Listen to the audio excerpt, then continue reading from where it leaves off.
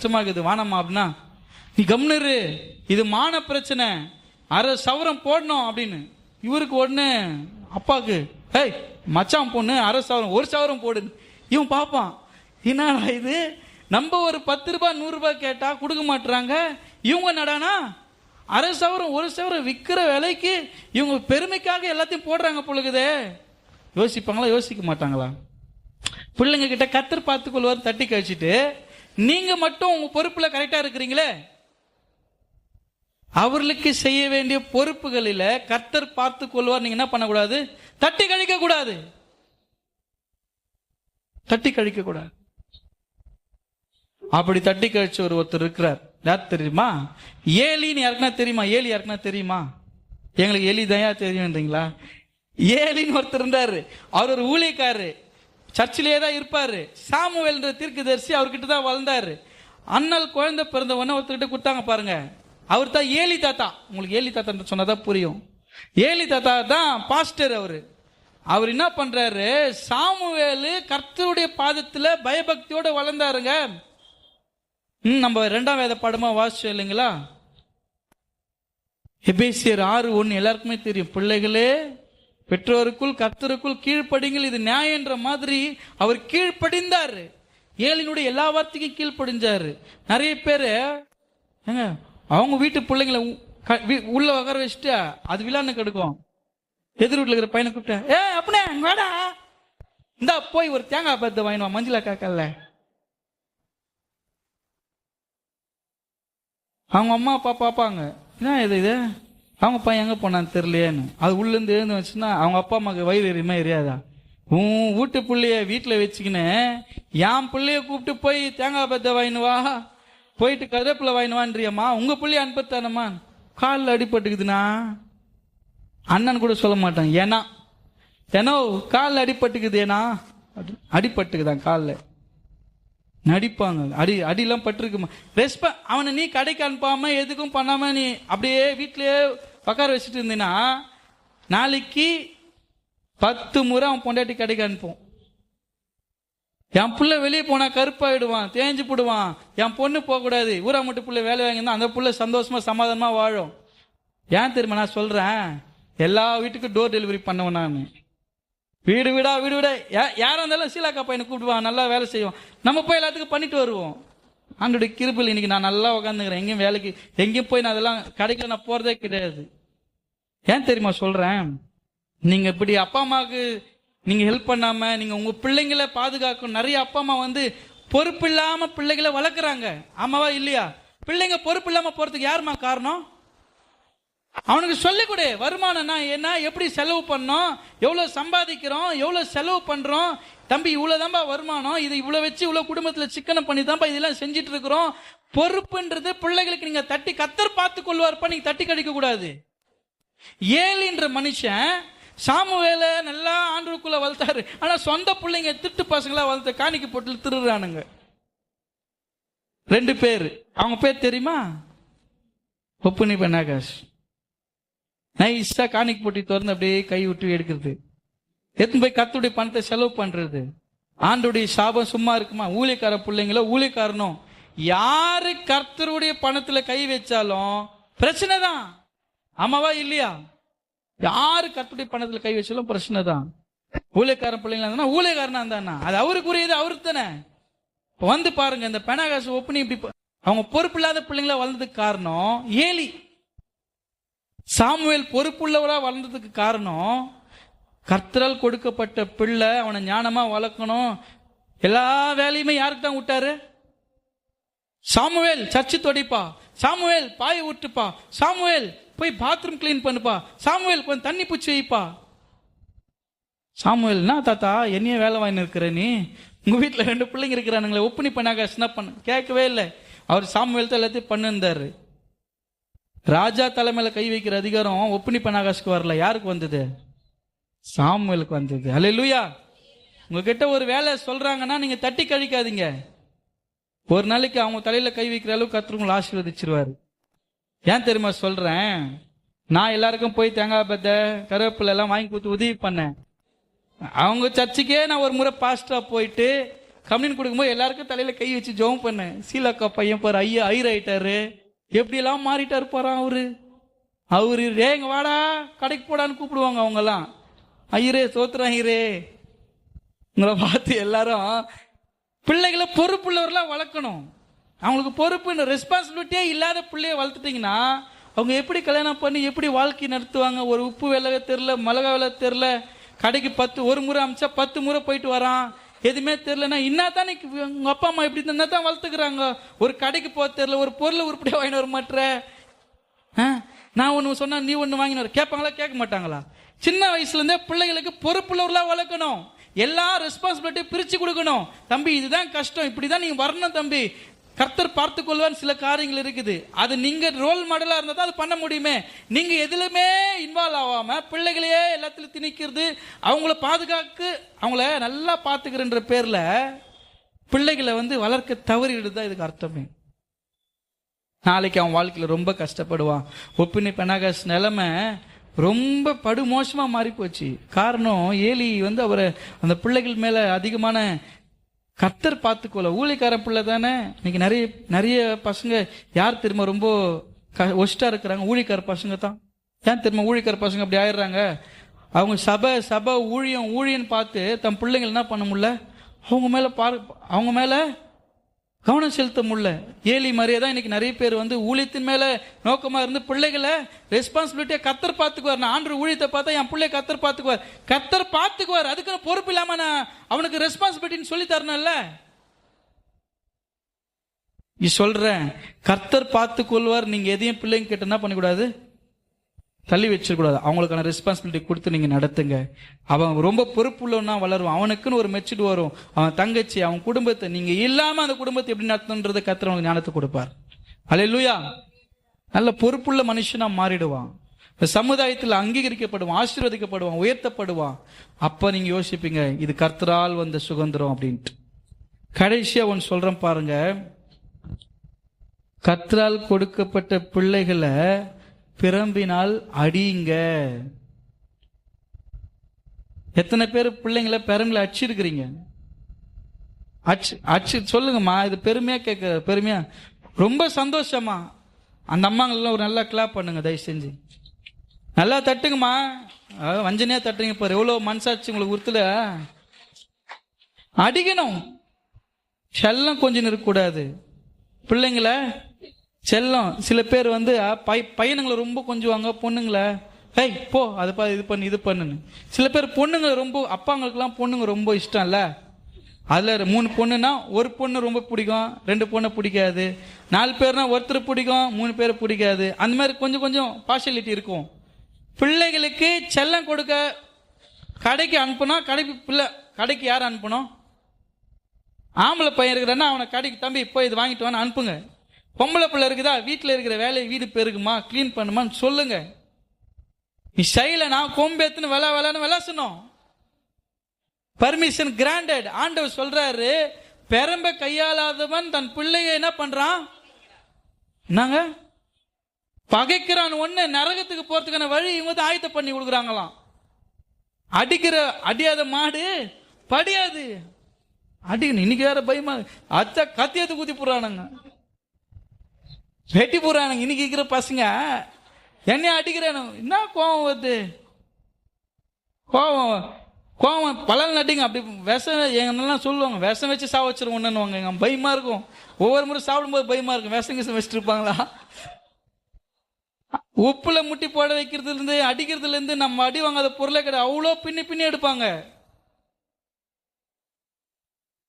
ஒரு முறை டீச்சர் கிட்ட நல்ல பேர் எடுக்கணும்ட்டு என்ன பண்ணேன், மூங்கில் கூட பின்ற இடத்துக்கு போயிட்டு ஒரு மூங்கில் குச்சி வாங்கிட்டு போனேன். டீச்சர் அன்னைக்கு டீச்சர்ஸ் டே. எல்லாரும் பாருங்க எப்படிப்பட்ட கிஃப்ட். எல்லாரும் டீச்சருக்கு பென்லாம் கொடுப்பாங்கல்ல.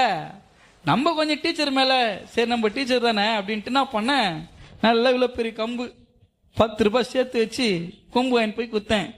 டீச்சருக்கு ஒரே மகிழ்ச்சி. அடிக்கிறதுக்கு தம்பா கொம்பு இல்லைன்னு இருந்தேனே. ஏன்னா நேற்று அவங்க அடிச்சு வச்சது என்னதான் அடிச்சு கொம்பு வஞ்சி போச்சு நேற்று. சரி நம்மளால ஒஞ்சு கொம்பு நம்மளே வாங்கி கொடுக்கலான்னு தான் ஒரு கொம்பு வாங்கி போய் கொடுத்தேன். டீச்சர் நாங்க டீச்சர் நேற்று கொம்பு வஞ்சிச்சே, அந்த டீச்சருக்கு ஒரே சிரிப்பு. ஏன்பா இந்த மாதிரி நேத்து உன்னை அடிக்கும் போது தானே கொம்பு வந்துச்சு, நீ திரும்ப கொம்பு வாங்கி கொடுக்குறியே, நீங்க எவ்வளவு அடிச்சாலும் அவ்வளவு நல்லா இருப்பேன் டீச்சர் அப்படின்னு பாருங்க. உண்மையா சொல்றேன், அந்த ஸ்கூல்ல முடிச்சிட்ட வரைக்கும் அந்த டீச்சர் என்ன அடிக்கவே இல்லை. நீங்க எவ்வளவு அடிக்கிறீங்களோ அவ்வளோ நான் நல்லா இருப்பேன் டீச்சர் ஒரே வார்த்தை தான் சொன்னேனே. அவங்க ஆனா நான் ரொம்ப சேட்டை பிடிச்ச பையன், ரொம்ப வாழ்தனம், அட்டகாசம், அப்படி கத்திட்டு அமைதியா இருக்கிறது. கிளாஸ்ல அது மாதிரி தான் டீச்சர் தான் மெமிக்ரி அப்படின்ட்டு அமைதியா இருக்கிறது, ரொம்ப அட்டகாசம். டீச்சர் கரெக்டா கண்டுபிடிச்சி மட்டும் அடிப்பாங்க. அப்புறம் இந்த மாதிரி அப்படியே சர்ச்சை ஞாபகம் வந்துச்சுன்னா உடனே டீச்சர் நீங்க எவ்வளவு வச்சாலும் அது எனக்கு பெருமை டீச்சர். திடீர்னு ஸ்பிரிச்சுவலா மாறிடுது, திடீர்னு வந்து இந்த மாதிரி கோனஸ்டம் பண்றது, வாழ்தானோ ரொம்ப சிரிச்சுட்டு அமைதியா இருக்கிறது. கூட இருக்கிறவங்க சிரிப்பு, அவன் மாட்டிக்குவான், நம்ம அமைதியா பாவமா இருக்கிறது. அவன் சொல்லுவான் டீச்சர் இவன் தான் சிரிச்சான் டீச்சர்னு. அவன் நல்ல பையன், கிறிஸ்டின் பையன், அவன் சிரிக்க மாட்டான். நான் மறுபடியும் திரும்பி இப்படி சிரிச்சுட்டு அமைதியா இருப்பேன். அவனுக்கு வெளியே போயிட்டு வெளியே வந்து எல்லாம் சேர்ந்து என்ன அடிப்பாங்க. எதுக்காக சொல்றேன்னு தெரியுமா? பிள்ளைங்களை அடிக்க வேண்டிய இடத்துல அடிச்சாதான். இங்க கொஞ்ச நேரத்துல கொஞ்சலாம், ஆனா எப்பவுமே சில பிள்ளைங்க, சில பெற்றோர்கள்லாம் குழந்தைங்களுக்கு ஒண்ணுமே தெரிய மாட்டுதுங்க, ஒண்ணுமே தெரிய மாட்டுது. உண்மையை சொல்லணும்னா நாங்க பேசும்போது பேசுவோம், பிள்ளைங்களை கூண்டு கிளியா வளர்த்துனுக்குறாங்க தெரியுமா? கூண்டுல கிளி வளர்த்தாங்கன்னா என்ன பண்ணுவாங்க, பச்சை கிளிக்கு நாக்கு நீட்டி பச்சை மிளகா தேடி அம்மா சொல்லுனா அம்மா அப்படின்னும், அப்பா சொல்லுனா அப்பான்னும். நீங்க என்ன சொல்லுறீங்களோ சொல்லும். கூண்டுல இருக்கும், சாப்பாடு வச்சா சாப்பிடும், சாப்பாடு இல்லைன்னா கீன்னு கத்தினு இருக்கும், அப்படி தண்ணி வச்சுனா குடிக்கும், அப்படி சாப்பாடு வச்சா சாப்பிடும். வேற எங்கன்னா போக தெரியுமா அதுக்கு? எங்கன்னா பறக்க விட்டீங்கன்னா கூட சின்ன வயசுல வளர்த்துட்டீங்கன்னா போச்சுன்னா என்ன பண்ணும், உலகம் தெரிய திரும்பி வந்துடும். நிறைய பெண் பிள்ளைங்கள்லாம் ஏன் திருமணம் ஆயிட்டு மாமியார் வீட்டுல எல்லாம் திரும்பி வந்துடும் நினைக்கிறீங்க? கூண்டு கிளி எல்லாம் கூண்டுல இருக்குது இல்ல, அது பறக்காது. அது அங்க போ என்ன பண்ணும், வெளி உலகத்தை பார்க்கறதுக்கு பயமா இருக்குது. நாத்தனார் பயங்கரமா நிக்குது, கழுகு மாதிரி இருக்குது, அப்படியே மொர்ச்சன் நிக்குது. இது கூண்டு கிளி ஆச்சு. கூண்டுல வந்து நம்ம வீட்டுல எல்லாருமே சாப்பிட்டால பேசுவாங்க, அம்மா எழுந்துட்டியம்மா, பல்லு வெள்ளுக்குமா, காஃபி போட்டிருக்கிறமா, எல்லா சொகுசுங்க தானே. அங்க போனா அப்படி கிடையாது, நம்ம தானே காப்பி காலைல இருந்து காப்பி போறது வந்து வீடு பெருக்கு நீங்க தானே பண்ணோம். நல்லா பிள்ளைங்களுக்கு வந்து பொறுப்பா வேலைங்களை கொடுத்து பழகுங்க. இது செய்யலன்னா அடி. உங்களுக்கு சப்போர்ட் பண்ணல, இப்போ இதை நீங்க அனுபவிச்சுதான் ஆகணுமே. அடிச்சாங்கன்னா நீ கீழ்படியில அடிக்கிறாங்க, அவங்க ஏதாவது வாய் பேசுறாங்கன்னா வாய் மேலே அடிங்க. எதிர்த்து பல்லு உடையட்டும், ஒன்றும் பிரச்சனை கிடையாது, வாய் மேலே அடிங்க. கூட பேசுற கோவம் வந்துச்சுன்னா தலைமையில அடிங்க. போன வாரம் சொன்ன மாதிரி என்ன பிசாஸ் புடிச்சதா கேளுங்க, பிசாஸ் தான் தலைமையிலே அடிங்க. அப்படி மதிக்கலாம் கூப்பிட்டு செங்கலில் கட்டி போட்டுறேன். வேற என்ன பண்றது? அவங்கள தெளிற வரைக்கும் அந்த பைத்தியம் பிசாஸ் தெளிற வரைக்கும், கோபம் தண்ணீர் வரைக்கும் 4 நாளைக்கு சாப்பாடு போடாம விடுங்க. அதுவே சிலதெல்லாம் கோச்சிக்கும். வீட்டில் சாப்பிட மாட்டோன்னு, நான் சாப்பிடவே மாட்டேன்ட்டு நைஸாக என் ஃப்ரெண்டு வீட்டுக்கு போகிறேன், அங்கே போய் எங்கன்னா சாப்பிட்டு வந்துடுது. நான் கோச்சின்னு பெரியப்பா வீட்டுக்கு போயிருந்தேன், ஏன்னா இங்கே நான் சாப்பிடாம இருக்கிறேன்றது இங்கே காட்டிட்டு போய் பெரியப்பா வீட்டில் சாப்பிட்டு வந்துடுது. இல்லை கடையில் இருந்தால் வாங்கி சாப்பிட்டு அப்படியே நான் சாப்பிட்டேன். 4 நாளாக சாப்பிடவே இல்லை வீட்டில். 4 நாளாக நீ சாப்பிடல நினைக்கிற, 4 நாளாக வெயிட்டாக சாப்பிட்டு இருக்கிறாங்க. சாப்பிடாம கோச்சின்னு போகிற பிள்ளைங்க அது வயிறு காஞ்சிச்சுன்னா எங்கே வரணும்? யாரும் நிறைய சோறுலாம் வீட்டில் சொந்தக்காரெல்லாம் 2 நாள் 3 நாள் சோறு போடுவாங்க, அவ்வளோதான். அப்பா அம்மா தான் உன் நிலைமையை புரிஞ்சு காலத்துக்கு சோறு போடுவாங்களே. அதனால அப்பா அம்மா கிட்ட கோச்சிக்கின்னு நம்மளுக்குலாம் எவ்வளோ கோவம் வந்திருக்கு தெரியுமா? எனக்கு பயங்கரமான கோவம்லாம் வந்து ரொம்ப ரொம்ப அப்படி இருப்பேன். ஆனால் கத்துடைக்கிற ஒரு நாள் கூட கோச்சின்னு சாப்பிடாம வந்ததே கிடையாது. ஏன்னா நமக்கு தெரியும் வேற யாரும் சோறு போட மாட்டாங்க. கோபத்தில் மட்டும் நான் சாப்பிடாம வந்ததே கிடையாதுங்க. ஆனால் உபவாசமா இருந்து நிறைய நாட்கள் ஆண்டோடைய சமூகத்தில் காத்து இருந்திருக்கிறேன். ஆனால் கோவப்பட்டு வீட்டில் நான் சாப்பிட மாட்டேன் போ அப்படின்ட்டு 3 நாள் 4 நாள் சாப்பிடாம இருந்துலாம் நான் அப்பா அம்மா கிட்ட அவங்கள, ஏன்னா அடி அந்த ஒவ்வொரு அடி இடி மாதிரி விழுவும், ஃபுட்பால் மாதிரி அடிப்பாரு எங்க அப்பா, ஒரே உதைப்பாரு, எங்க இருப்பேனே தெரியாது, செம்ம அடி விழுங்க. அடிச்சாதான் அவங்க பிள்ளைங்க நல்லா வளருவாங்கன்னா நீங்க அடிங்க. பெரும்பை கையாளாதவன் தன் பிள்ளைய பகைக்கிறான், நரகத்துக்கு போறதான வழி அவங்க ஏற்படுத்துறீங்க. நீங்க இப்போ கொஞ்சிட்டு போகும்போது ரொம்ப கஷ்டமா இருக்கும். நான் சொல்றேன் பாருங்க, இந்த உலகத்துல நீங்க நல்ல தாய் தகப்பன் மாறா உங்களுக்கு கொடுக்கப்பட்டிருக்கிற சுதந்திரம், பிள்ளைகள் கர்த்தரால் ஒரு சுதந்திரம்னா, அவங்க நல்லா வாழணும்னா, இந்த சமுதாயத்துல அவங்க சரியான வாழ்க்கையை வாழணும்னா அவங்கள கண்டிக்க வேண்டியது அவசியம். கண்டிக்க மாட்டுறாங்க பிள்ளைங்களை. எதனா பண்ணிக்கிச்சுன்னா நான் பண்றது? ஏன்னா உங்களுக்குள்ளவே அந்த மாதிரி ஒரு எண்ணம் வந்தது இல்ல.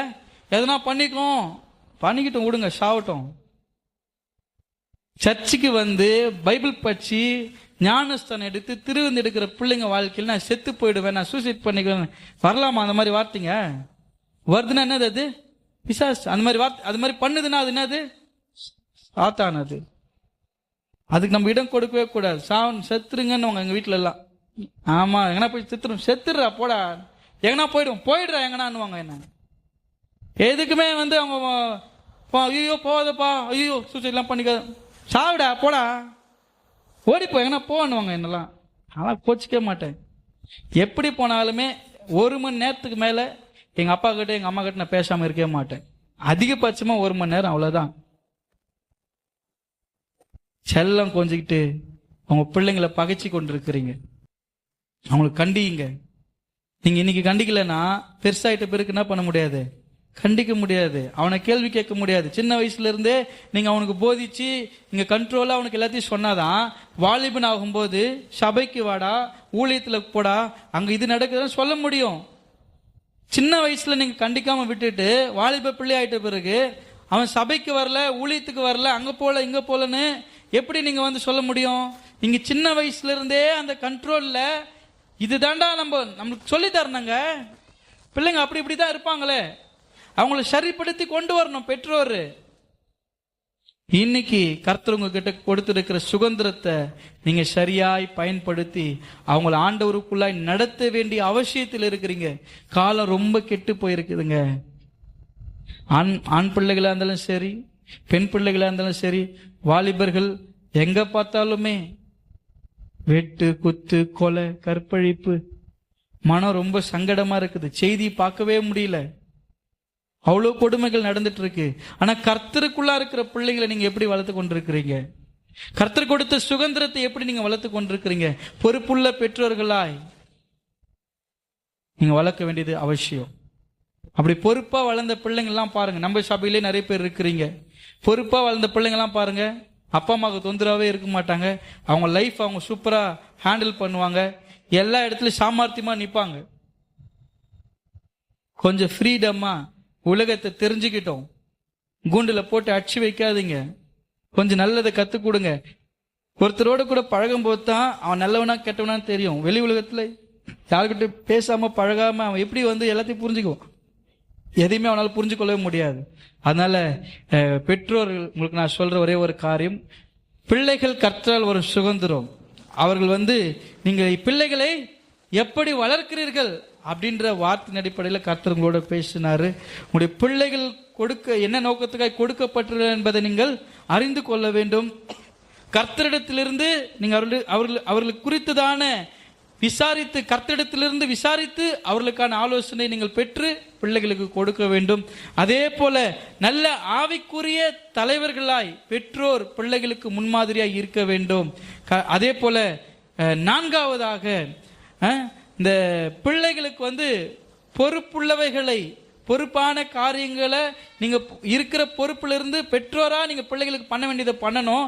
கர்த்தர் பார்த்து கொள்வார் காரியத்தை என்ன பண்ணக்கூடாது? தட்டி கழிக்க கூடாது. கடைசியா நீங்க என்ன பண்ணணும்? பிரம்ப கையாளணும். பிள்ளைகளை அதிகமா செல்லம் கொடுத்து வளர்க்காதீங்க.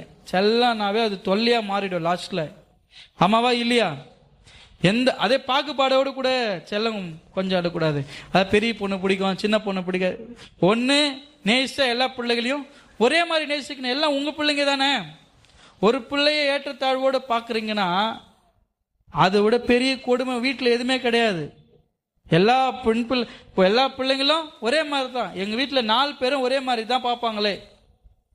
4 பேர் ஒரே மாதிரி பார்ப்பாங்க. 3 பேர் ஒரே மாதிரி பார்ப்பாங்க. 2 பேர் ஒரே மாதிரி. ஒரே பிள்ளையா அந்த பிள்ளைய ஒரு கரெக்டாக நேசிங்க. நேசிக்கிற இடத்துல நேசிங்க, அடிக்கிற இடத்துல அடிங்க, கீழ்ப்படி வேண்டிய இடத்துல கீழ்ப்படி வைக்கணும். காது பூச்சி திருவுங்க, தொடைய பூச்சி திருவுங்க, அடிங்க. ஒன்னும் ஆயிட போறது கிடையாது. இன்னைக்கு நீங்க அடிக்காம விட்டீங்கன்னா நாளைக்கு வளர்ந்து உங்களை அடிப்பான். ஐயோ அம்மாண்டு நீங்க உக்காந்து தான் இருக்கணுமே. நீங்க அடி வாங்குறதுன்னா அடிக்காம வளங்க. நீங்க வயசான பிறகு அடி வாங்காம இருக்குன்னா இப்ப போட்டு பொலங்க. அதான் சொல்ல முடியுமே. அவன் தெளிவாயிடுவான். இதாண்டா நம்ம அப்படிலாம் பண்ணக்கூடாது. நம்ம அப்பா அம்மா கிறிஸ்துவ பிள்ளைங்கன்னா இதுதான். நம்மளுக்கு வேதம் என்ன சொல்லி தருது? பிள்ளைகளே உங்கள் பெற்றோருக்குள் கர்த்தருக்குள் கீழ்ப்படியுங்கள் சொல்லுது. நீங்க கீழ்ப்படுறீங்களா? அடுத்த வசனத்துல சொல்றாரு, பெற்றோரே உங்க பிள்ளைகளை கோபப்படுத்தாதீர்கள். சில பேர் அப்பா அம்மாங்களாம் வேணுன்ட்டு கோபப்படுத்துவாங்க, பசங்களை ப்ரெஷர் ஆக்கி விட்டுருவாங்க. கொடுக்கப்பட்ட காரியங்களில் ஞானமா இருந்து எல்லாவற்றையும் நீங்க செய்யும்போது கர்த்தர் உங்க குடும்பத்துல சமாதானத்தை கொடுப்பார். நிறைய இடத்துல குடும்பத்துல சமாதானம் இல்லாம போறதுக்கு காரணம் பிள்ளைங்க சரியா இல்லைன்றது தான். ஆமாவா இல்லையா? அப்பா அம்மாவுக்கு பெரிய கஷ்டமே என்ன தெரியுமா? அவங்க சம்பாதியத்திலையோ அவங்க வருமானத்திலையோ அவங்க போற வர இடத்துலயும் எந்த கஷ்டமும் இல்லை. என் பிள்ளை இப்படி இருக்கிறானே, என் மக இப்படி இருக்குதே, கர்த்தர் அதுக்கு ஏதாவது செய்ய மாட்டாரா? நான் இன்னைக்கு சொல்றேன், அப்படி சமூகத்திலிருந்து அப்படி உங்க பிள்ளைகள் இருக்கும் என்றால் கூடிய விரைவில் கர்த்தர் ஆலயத்தில் கொண்டு வந்து சேர்த்திடுவார். அந்த பிள்ளைகளை சாட்சியா நிறுத்துவார். எந்த பிள்ளை உதாசீனமா இருக்குதோ அந்த பிள்ளை எல்லாருக்கும் மத்தியில் ஆசீர்வதிக்கப்பட்டு உயர்த்தப்படும். எல்லாத்த விட இன்னும் அதிகமா ஆண்டவருக்காக ஏதாவது செய்ய துடிக்கும். நீங்க இன்னைக்கு உங்க பிள்ளைகளை ஒப்பு கொடுத்து ஜெபம் பண்ணுங்க. உங்க வீட்டுல அப்படி பிள்ளைங்க இருக்கிறாங்கன்னா அவங்க பேரை மனசுல சொல்லி ஜெபம் பண்ணுங்க. ஒரு நிமிஷம் நான் இப்ப ஜெபிக்க போறேன். உங்க பிள்ளைங்க, ஆண்டவரே நான் பிள்ளைய வளர்க்க தவறிட்டேன் அப்படின்னு நினைக்கிற பெற்றோர், நான் ரொம்ப செல்லம் கொடுத்துட்டேன் ஆண்டவரே, நான் என் ஒரு பொண்ணை மட்டும் ரொம்ப நேசிச்சிட்டேன், இன்னொரு பொண்ணை நான் சரியா பார்க்கல, என் மகனை நான் ரொம்ப என் மகளை நேசிக்கல அப்படின்ற பெற்றோர், அதே போல ஆண்டவர் நான் கண்டிக்க மறந்துட்டேன், நான் பொறுப்புகள் கர்த்தர் பார்த்துக்கொள்வேன், சில விஷயத்தை விட்டுட்டேன். இன்னைக்கு எனக்கு கொடுத்த சுதந்திரம் நீங்க யோசிச்சு பாருங்க. நீங்க அந்த குழந்தைய கர்ப்பம் தரிக்கும் பொழுது உங்க மனதில் எத்தனை நினைவுகள் ஓடி இருக்கும். இந்த பிள்ளை எப்படியெல்லாம் வளர்க்கணும்னு நினைச்சிருப்பீங்க. நான் பட்ட கஷ்டம் இந்த பிள்ளை படக்கூடாது நீங்க நினைச்சிருப்பீங்கல்ல. இன்னைக்கு ஏன் அதெல்லாம் தவற விட்டுட்டு இருக்கிறீங்க? இன்னைக்கு ஏன் அதெல்லாம் மிஸ் பண்ணிட்டு இருக்கிறீங்க? இன்னைக்கு நீங்க ஜெபம் பண்ணி ஒப்புருவாங்க. உங்க பிள்ளைகளை கர்த்தத்தோடு எல்லா கண்களை மூடுவோம். ஆண்டவரே உமக்கு ஸ்தோத்திரம். அன்பும் இரக்கம் நிறைந்த நல்ல ஆண்டவரே, இந்த நேரத்துல பிள்ளைகள் கர்த்தரால் வரும் சுதந்திரம் என்று சொல்லி எங்களோட பேசினீர்.